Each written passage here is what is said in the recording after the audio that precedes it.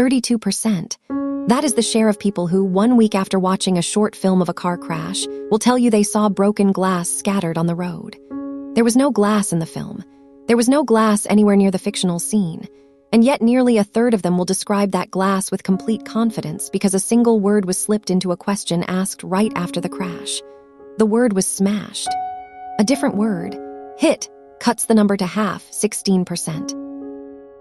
This video is about what that one word does behind the scenes of your own mind.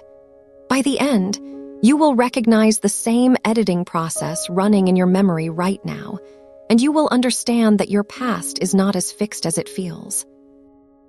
The experiment behind this number is among the most famous in psychology. In 1974, Elizabeth Loftus and John Palmer showed university students several short films of traffic accidents.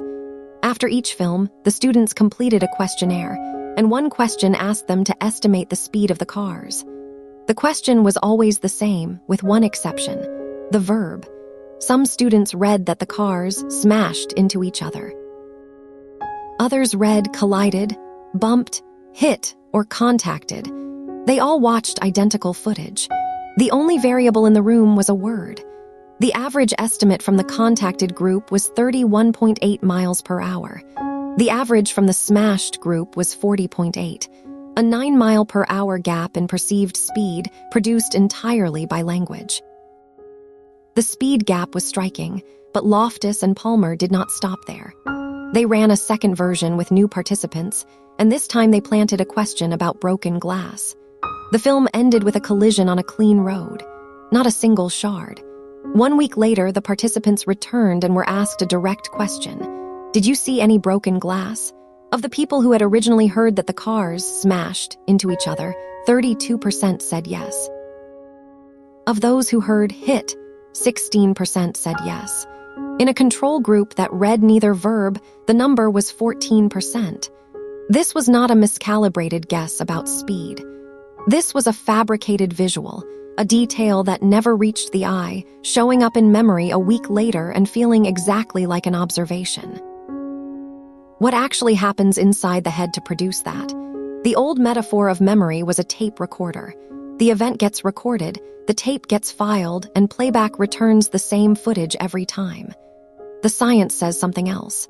When you retrieve a memory, your brain gathers fragments from different places. The visual scene, the sounds, the emotions, and everything you have learned or been told since. Those fragments are stitched together in the moment of recall into a coherent picture, and the picture is then stored again, slightly changed. This means every memory you own is a reconstruction that has been edited, possibly many times. The words used around you are part of that edit. A question is never just a question. It is a revision proposal. The word smashed is a very specific kind of revision proposal. Language activates associated concepts, and smashed pulls in a violent cluster. Impact, damage, debris. Your brain, reconstructing the scene, uses that cluster as a template and searches for details that fit it. A smashed crash must have been fast, so the speed estimate climbs. A smashed crash should leave evidence on the road, and broken glass is the most familiar evidence, so glass appears even where none existed. Psychologists call this template a schema. In this case, the schema of a violent collision simply overrides the fragile sensory record. The picture in your head becomes more plausible and more persuasive than the footage your eyes actually recorded. The word did not just influence you, it replaced part of what you saw. This raises an uncomfortable question. If the memory was rebuilt with invented material, why does it feel so genuine? Because the brain does not label its memories with source information. When you visualize a scene from your past, the image arrives without a receipt saying, "This came from a suggestion." Psychologists call the ability to track origin-source monitoring, and it is a fragile skill. A detail generated by a question, an image from a dream, a frame from a story you heard, all of these can be filed under the same heading, things I saw with my own eyes. The broken glass memory feels real because the source tag was simply never attached. Your brain trusts the image precisely because it cannot tell where the image came from. That is not a flaw. It is the architecture. You might assume this only happens with boring films of fender benders in a lab. It does not. The same shape appears wherever a question carries a hidden assumption. Ask a witness, "Did you see the gun?" And the question itself introduces the gun. Ask a child, "Did he touch you there?" And the question writes a script that may not have existed. In ordinary life, ask a friend, "How embarrassed were you?" And the word embarrassed plants the emotion into a memory that might have been neutral.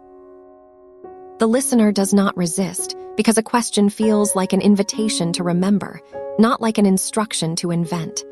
The mechanism does not care whether the room is a laboratory, a living room, or an interrogation suite. It runs the same, and it runs silently. You will not feel the moment the question does its work. You will only feel, years later, that you have always remembered it that way. A skeptic should push back here. Maybe the participants were not misremembering at all. Maybe they guessed higher speeds because they wanted to please the experimenter, and they said yes to broken glass because they felt pressured to be agreeable. This objection, social compliance, is the first thing researchers check. It is exactly why the broken glass result matters. There is no number to estimate. There is no obvious pressure. The question is a bare yes or no. It arrives a full week after the event, and the experimenter gave no sign of expecting a particular answer.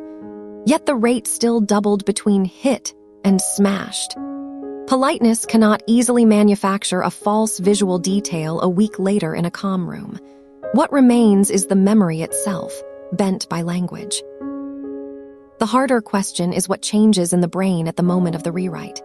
The best supported account involves reconsolidation. When a memory is retrieved, it does not come out intact like a photograph pulled from a drawer. It is unpacked, and while it is unpacked, it is open to modification.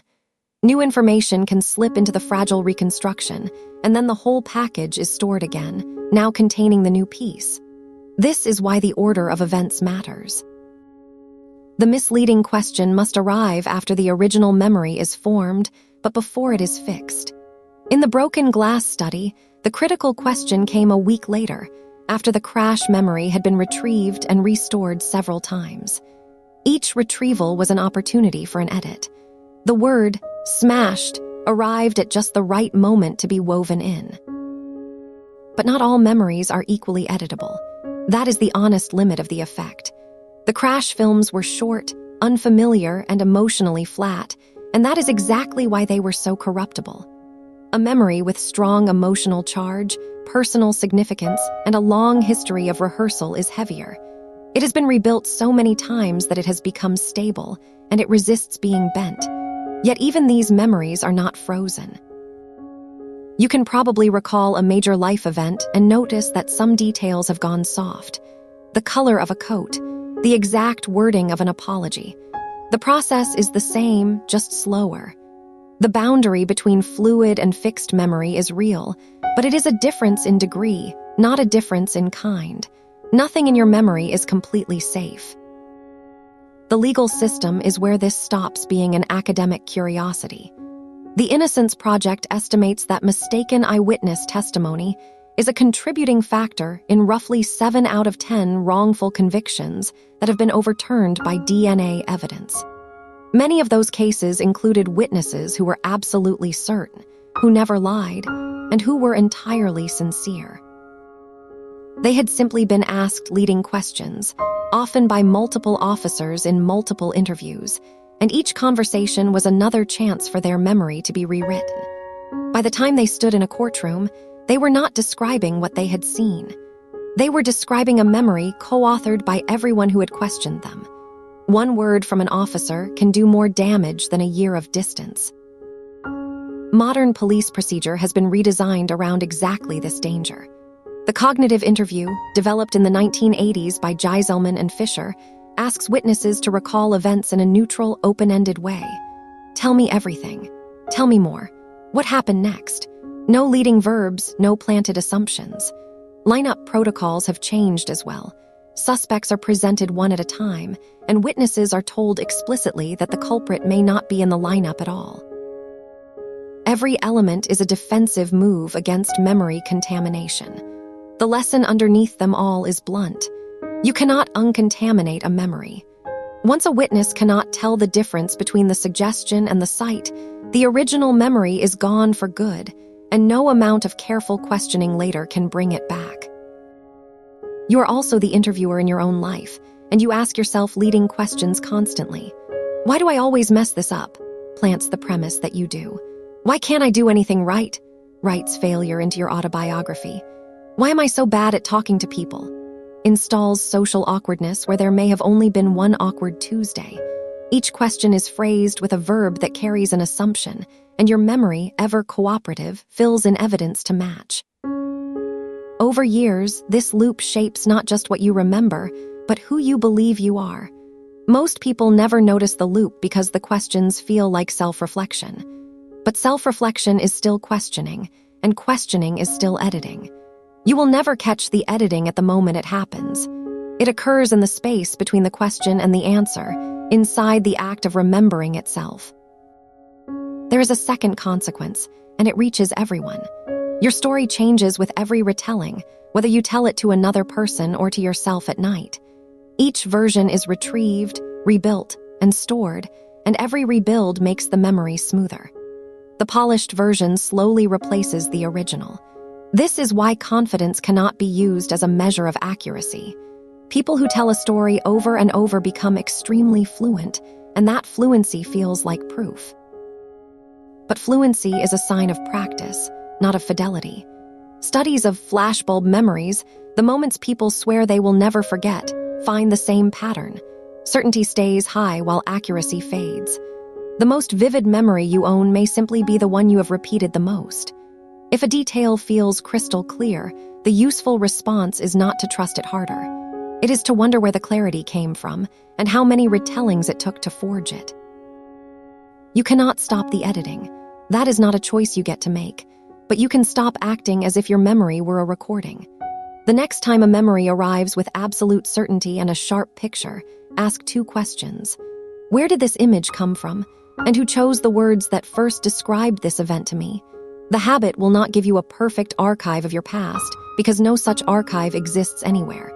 But it can catch the moment when a hit becomes a smashed.